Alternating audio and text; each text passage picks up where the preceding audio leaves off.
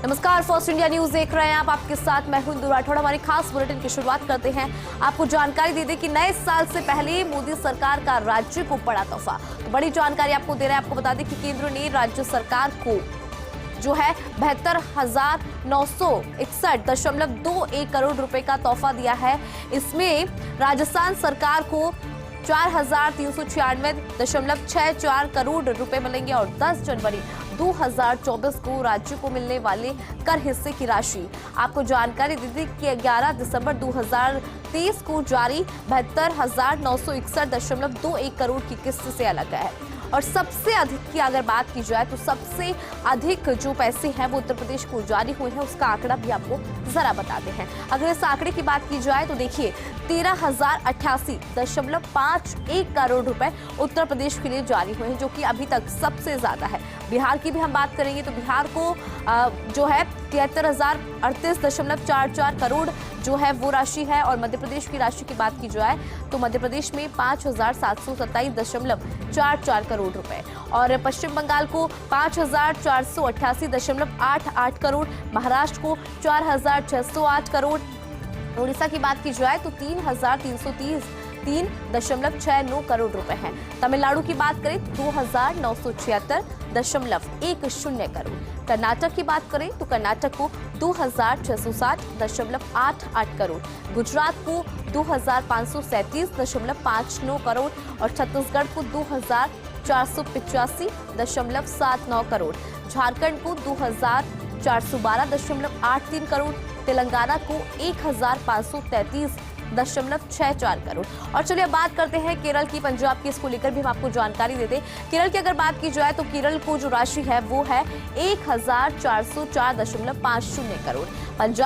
पंजाब को जो राशि है जारी वो है 1,318.40 करोड़। अन्य राज्यों को राज्यवार 1,000 करोड़ रुपए से कम मिले हैं। तो बड़ी जानकारी इस वक्त की आपको दे रहे हैं, क्योंकि देखिए केंद्र सरकार की तरफ से राज्यों को बड़ा तोहफा। उत्तर प्रदेश को सबसे बड़ा तोहफा इसलिए मिला है क्योंकि उत्तर प्रदेश की राशि और राज्यों से अधिक है। ऐसे में बड़ा तोहफा केंद्र सरकार की तरफ से इन राज्यों को दिया गया है। तो बड़ी जानकारी आप तक पहुंचा रहे हैं। आपको बता दें कि सबसे ज्यादा जो राशि है वो उत्तर प्रदेश को मिली है। उत्तर प्रदेश को ये राशि जारी हुई है। केंद्र सरकार ने राज्य को यहाँ पर बड़ा तोहफा दिया है। पूरी जानकारी आपको दे रहे हैं कि कौन से राज्य को कितनी राशि मिली है। तो 10 जनवरी 2024 को राज्य को मिलने वाली कर हिस्से की राशि है। 11 दिसंबर 2023 को जो है 72,961.21 करोड़ की किस्त अलग से जारी हुई है। तो बड़ी जानकारी आपको दे रहे हैं और आपको जानकारी ये भी दे दें कि उत्तर प्रदेश वो राज्य है जिसको सबसे ज्यादा जो राशि है वो जारी हुई है। और चलिए बात करेंगे लोकसभा चुनाव की। आपको बता दें कि लोकसभा चुनाव को लेकर भारतीय जनता पार्टी का महामंथन हुआ। भाजपा मुख्यालय में आज दूसरे दिन भी हाई लेवल बैठक का आयोजन हुआ। भाजपा के राष्ट्रीय अध्यक्ष जेपी नड्डा की अध्यक्षता में ये बैठक संपन्न हुई। लोकसभा चुनाव की तैयारियों को लेकर ये बैठक हुई। तो वही जानकारी ये भी दे दें कि इस बैठक के अंदर खुद गृह मंत्री अमित शाह ने जो है जीत का मंत्र दिया। खुद वो शामिल हुए और न केवल शामिल हुए बल्कि नेताओं को, पदाधिकारियों को जीत का मंत्र देते हुए नजर आए। देश भर के भाजपा संगठन से जुड़े नेता और पदाधिकारी इस बैठक के अंदर मौजूद रहे। राज्यवार भाजपा संगठन की रणनीति को लेकर भी चर्चा हुई। घर घर तक मोदी की गारंटी योजनाओं को पहुंचाने का लक्ष्य रखा गया और इस बार लक्ष्य ये भी कि किसी भी कीमत पर 400 पार की आंकड़े को भारतीय जनता पार्टी इस बार छूना चाहती है। तो कहीं ना कहीं देखिए इस बैठक के अंदर अरुण सिंह, कैलाश विजयवर्गीय, अविनाश राय खन्ना, समित पात्रा, सीपी जोशी, अलका गुर्जर, विजय राहटकर, डॉक्टर राजीव बिंदल, प्रकाश जावड़ेकर, वसुंधरा राजे, डॉक्टर महेश शर्मा, चंद्रशेखर, अमित वालवीय सहित भाजपा के प्रमुख पदाधिकारी इसमें मौजूद रहे। तो बड़ी जानकारी आपको दे देते हैं क्योंकि 2 दिन तक महामंथन और इस महामंथन का आज दूसरा दिन था। और आपको जानकारी ये भी दे दें कि इस महामंथन के अंदर खुद गृह मंत्री अमित शाह ने शिरकत की और पार्टी के नेताओं को, पदाधिकारियों को जीत का मंत्र दिया। जानकारी ये भी दे देते हैं कि इस बैठक की अध्यक्षता जेपी नड्डा ने की, जो कि भारतीय जनता पार्टी के राष्ट्रीय अध्यक्ष है। और कहीं ना कहीं जो 5 राज्य थे उनके प्रदेश अध्यक्षों से फीडबैक लिया गया, कहां पर मजबूती रही और कहां पर कमियां रही उसको लेकर फीडबैक लिया गया। क्योंकि लोकसभा चुनाव नजदीक है, लेकिन लोकसभा चुनाव को देखते हुए भारतीय जनता पार्टी अभी से चुनावी मैदान में आ चुकी है, चुनावी रण में उतर चुकी है और तैयारियों को अभी से कवायद देने की शुरुआत हो चुकी है। और चलिए अब आगे बढ़ेंगे। एक बड़ा सवाल, INDI गठबंधन की बैठक में कैसे आया मल्लिकार्जुन खड़गे का नाम? प्रधानमंत्री पद के दावेदार हो सकते हैं मल्लिकार्जुन खड़गे। मोदी से तुलना तो नहीं हो सकती, लेकिन बेहतर विकल्प के तौर पर नजर आ रहे हैं। पश्चिम बंगाल की मुख्यमंत्री ममता बनर्जी ने इसका प्रस्ताव रखा। INDI गठबंधन में संयोजक या PM दावेदार की बहुत ज्यादा जरूरत है। ममता बनर्जी के प्रस्ताव का अरविंद केजरीवाल ने समर्थन किया। कुल मिलाकर INDI गठबंधन में अब एकता नजर आ रही है, क्योंकि जो प्रस्ताव ममता बनर्जी ने रखा उस पर खुद अरविंद केजरीवाल ने भी समर्थन दिया। खड़गे के नेतृत्व में 58 सीटें भाजपा से छीन सकता है INDI गठबंधन, और इसके अलावा INDI गठबंधन को मिल सकता है दलितों का समर्थन। तो देखिए, दोहरा लाभ यहाँ पर हो सकता है। पहला लाभ ये कि प्रधानमंत्री नरेंद्र मोदी का चेहरा मान रहे हैं उनको, और दूसरा लाभ ये कि दलित जो वोटर्स हैं उनको आकर्षित किया जा सकता है, क्योंकि INDI गठबंधन अभी तक जो है एक बड़ी समस्या से जूझ रहा था। वो समस्या ये थी कि एकता की कमी थी, और अब जो है प्रधानमंत्री के लिए जो चेहरा है उसको लेकर कवायद शुरू हो चुकी है। ममता बनर्जी ने यहाँ पर प्रस्ताव रखा, INDI गठबंधन में प्रस्ताव रखा गया, संयोजक या PM दावेदार की जरूरत थी, तो ममता बनर्जी ने प्रस्ताव रखा, और इस प्रस्ताव पर अरविंद केजरीवाल ने खुद का समर्थन दिया है। खड़गे के नेतृत्व में 58 सीटें भाजपा से छिन सकती है, और ये INDI गठबंधन के लिए बेहतर विकल्प हो सकता है। इसके अलावा INDI गठबंधन को दलितों का समर्थन भी मिल सकता है, तो दोहरा लाभ ऐसे में मल्लिकार्जुन खड़गे का नाम अब जोरों से सुनाई दे रहा है। 2023 की न्यूज मेकर प्रधान न्यायाधीश DY चंद्रचूड़ ने संविधान बेंच के तहत कई दूरगामी महत्व के फैसले लिए। दिल्ली महाराष्ट्र में राजनीतिक संकट, धारा 370 हटाने का मामला, समलैंगिक जोड़ों की अधिकार जैसे कई ऐतिहासिक फैसले लिए। अदालतों का कामकाज ऑनलाइन करने में जुटे हैं DY चंद्रचूड़। जानकारी दे दें कि चंद्रचूड़ का महिलाओं की भागीदारी बढ़ाने पर विशेष फोकस और अदालत की कुर्सियों की ऊंचाई में अंतर पर भी चंद्रचूड़ का पूरा ध्यान है।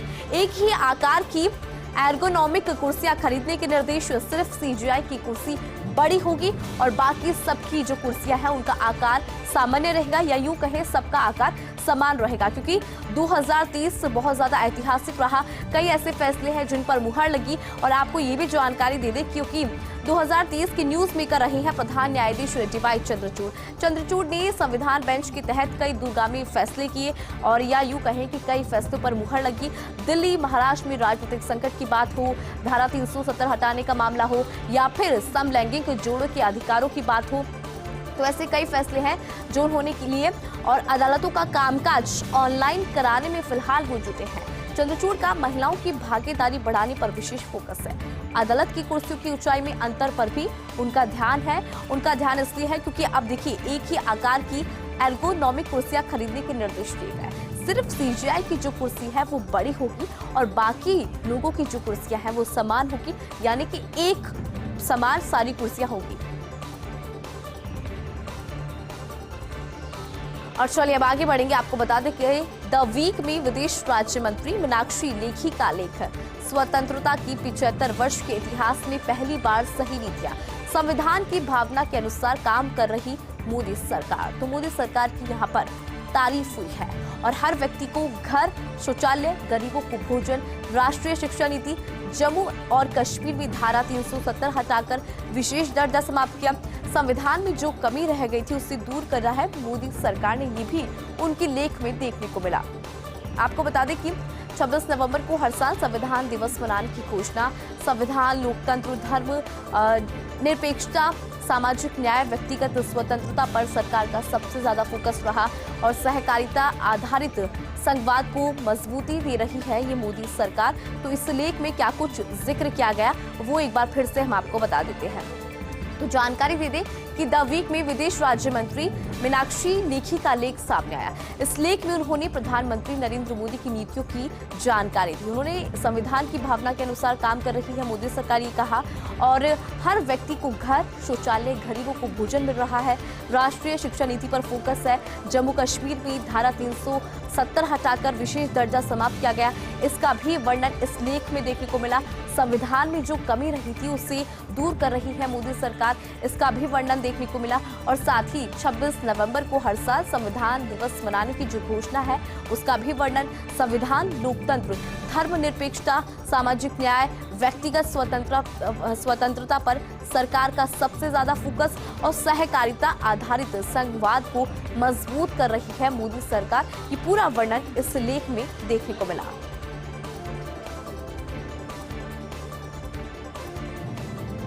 इतिहास का सबसे बड़ा चुनावी साल रहने वाला है साल 2024।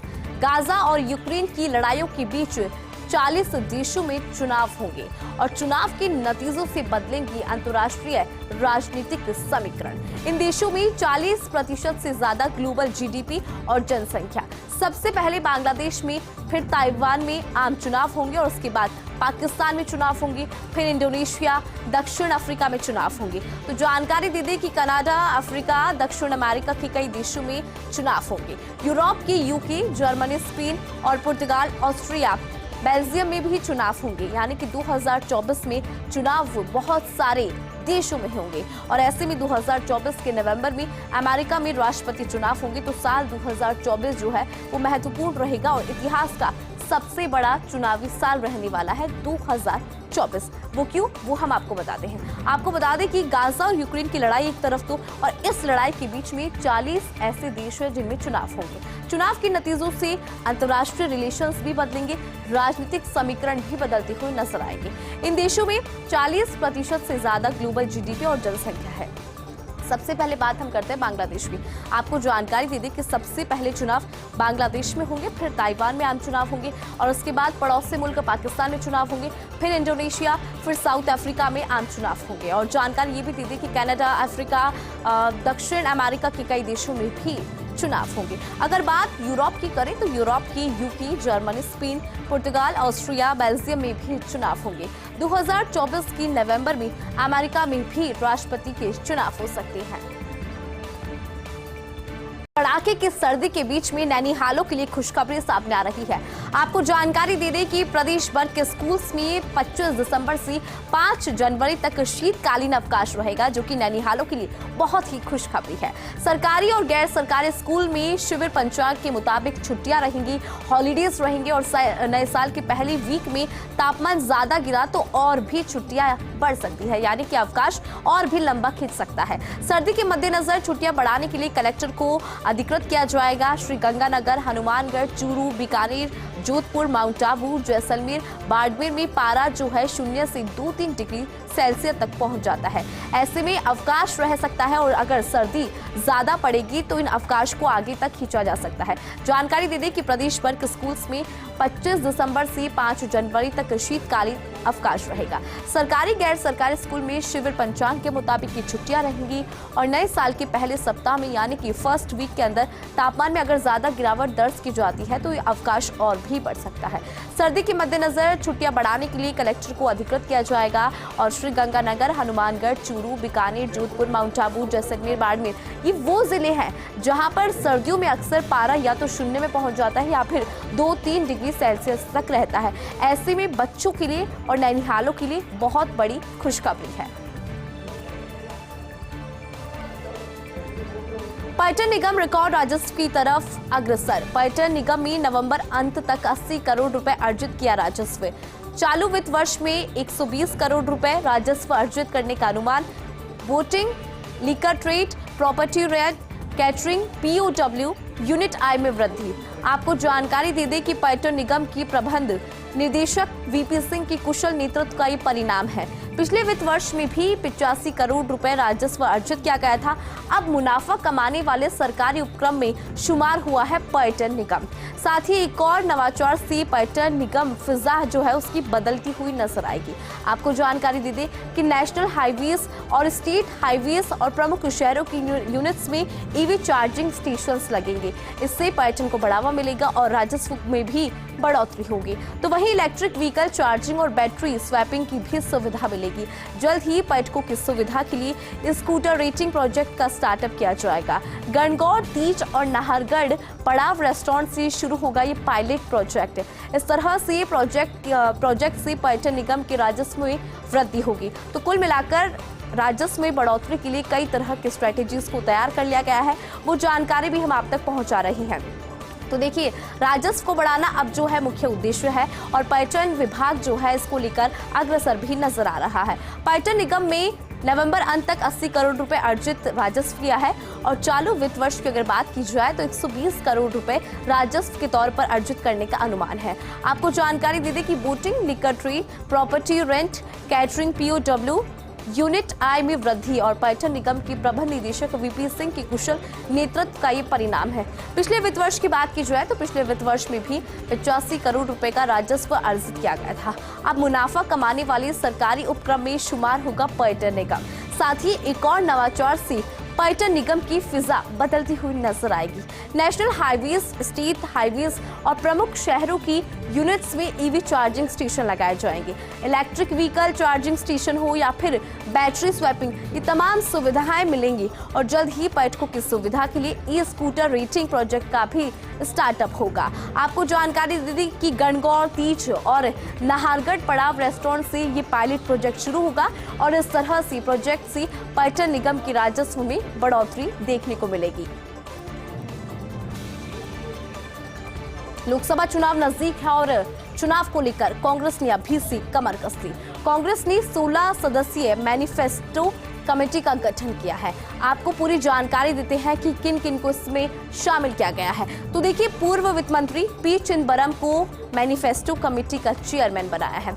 TS सिंहदेव को मैनिफेस्टो कमेटी में कन्वीनर की जिम्मेदारी सौंपी है और जानकारी ये भी निकल कर आ रही है कि सिद्धारमैया, प्रियंका गांधी, आनंद शर्मा, जयराम रमेश, शशि थरूर, गौरव गोगोई, प्रवीण चक्रवर्ती, इमरान प्रतापगढ़ी, के राजू और ओंकार सिंह, रंजित रंजन, जिग्नेश मेवाणी, गुरदीप सप्पल कमेटी में शामिल है। राजस्थान से एक भी नेता को मैनिफेस्टो कमेटी में जगह नहीं मिली है। तो देखिए, मैनिफेस्टो कमेटी बनाई गई है, लेकिन बात जब राजस्थान की करें तो राजस्थान में से एक भी नेता है उनको यहाँ पर जगह नहीं मिली है, क्योंकि लोकसभा चुनाव है। लोकसभा चुनाव को लेकर तैयारियां तेज हो चुकी है और कांग्रेस पार्टी ने अभी से कमेटी बना ली है। तमाम चेहरे हैं जो इस कमेटी में शामिल है और आपको पूरी जानकारी भी दे रहे हैं कि कौन कौन इसमें शामिल है। तो कांग्रेस ने 16 सदस्यीय मैनिफेस्टो कमेटी का गठन किया है। पूर्व वित्त मंत्री P चिदंबरम को मैनिफेस्टो कमेटी का चेयरमैन बनाया गया है। TS सिंहदेव को मैनिफेस्टो कमेटी में कन्वीनर की जिम्मेदारी सौंपी है। सिद्धारमैया, प्रियंका गांधी, आनंद शर्मा, जयराम रमेश, शशि थरूर, गौरव गोगोई, प्रवीण चक्रवर्ती, इमरान प्रतापगढ़ी, के राजू, ओंकार सिंह, रंजित रंजन, जिग्नेश मेवाणी, गुरदीप सप्पल कमेटी में शामिल है और राजस्थान से एक भी नेता को इस कमेटी में जगह नहीं मिली है। और अब बात करेंगे तमिलनाडु की। आपको बता दें कि तमिलनाडु में भ्रष्टाचार के आरोप में शिक्षा मंत्री को सजा हुई है। जानकारी दे दें कि द्रमुक नेता के पोनमुडी को तमिलनाडु मंत्रिमंडल से हटा दिया गया है। ट्रायल कोर्ट ने बरी किया था, लेकिन मद्रास हाईकोर्ट ने सजा सुनाई है। जानकारी दे दी कि पहले ट्रायल कोर्ट ने बरी किया था, लेकिन मद्रास हाईकोर्ट ने अब सजा सुनाई है और के पोनमुडी को 3 वर्ष की जेल और 50 लाख रुपए के जुर्माने की सजा हुई है। हाईकोर्ट के फैसले के खिलाफ सुप्रीम कोर्ट जाएंगे पोनमुडी। आपको जानकारी दे दी कि तमिलनाडु में सजा पाने वाले दूसरे मंत्री है पोनमुडी। इससे पहले वी सेंथिल बालाजी को मनी लॉन्ड्रिंग मामले में सजा हो चुकी है। 2 मंत्रियों को सजा के बाद सवालों में घिरी है अब तमिलनाडु की द्रमुक सरकार।